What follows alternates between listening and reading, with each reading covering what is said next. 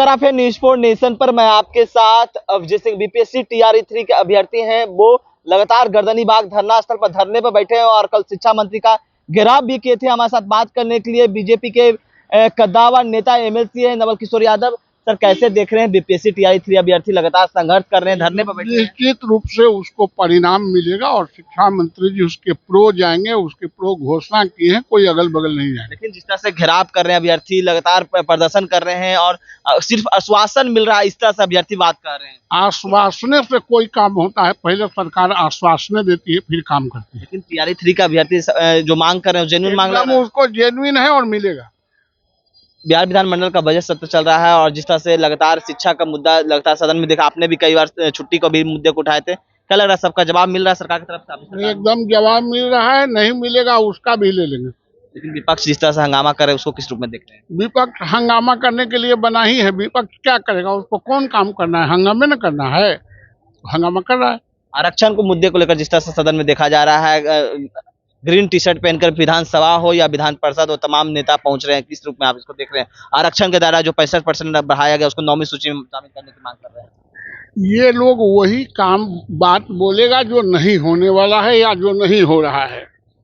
तो प्रतिपक्ष का कुछ न कुछ मुद्दा रहता है, रहने दीजिए। आपने बोला नहीं होने वाला, तो 9वीं जो आरक्षण का दायरा बढ़ाने वाला वो नहीं होगा? जब तक सुप्रीम कोर्ट से फैसला नहीं होगा तो कैसे हो जाएगा?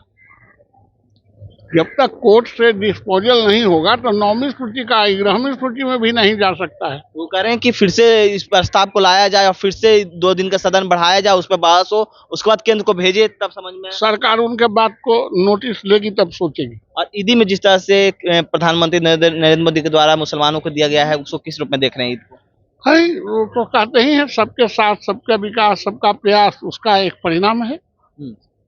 सदन में दिखाया जाएगा, सदन में दिखेगा मोदी का जिस तरह से काम हो रहा है पर। एकदम निश्चित रूप से दिखेगा। तो आप सुन रहे थे बीजेपी के एमएलसी हैं नवल किशोर यादव किस तरह से जवाब दे रहे थे। और हम बात करेंगे जदयू के भी जो एमएलसी हैं नीरज कुमार, क्या कुछ कर रहे हैं शिक्षा मंत्री के बयानों पर, उनको भी हम। टीआरई 3 के अभ्यर्थी हैं, वो लगातार प्रदर्शन कर रहे हैं, शिक्षा मंत्री का भी घेराव किए हैं। किस रूप में देख रहे हैं?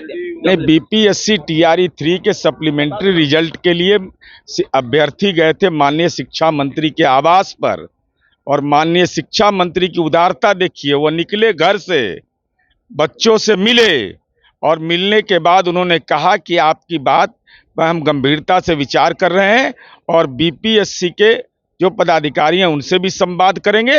ऐसा नहीं कि लाठी नहीं चलवा रहे थे, किसी के घर के अंदर प्रवेश कर जाइएगा, वह सीमा का अतिक्रमण था। लेकिन माननीय मंत्री जी ने उदारता पूर्वक अपनी बात कही। लेकिन बच्चे बोल रहे हैं सिर्फ आश्वासन मिल रहा है, हमको आश्वासन। सब तो हमसे मिला तो कहा कि बड़ा आसान्वित हम हैं, सुबह में मिला, फोटो भी खिंचाया हमारे साथ। अभ्यर्थी तो काफी लंबे समय से गर्दनीबाग में बैठे हुए हैं, कल ही आश्वासन दिया जा रहा। अरे अभ्यर्थी अब कौन बैठे हुए हम नहीं जानते। हमको सुबह में लड्डुए लेके आया था, हम कहे काम हो जाएगा तब लड्डू खिलाइएगा। क्या अभ्यर्थी खुश है?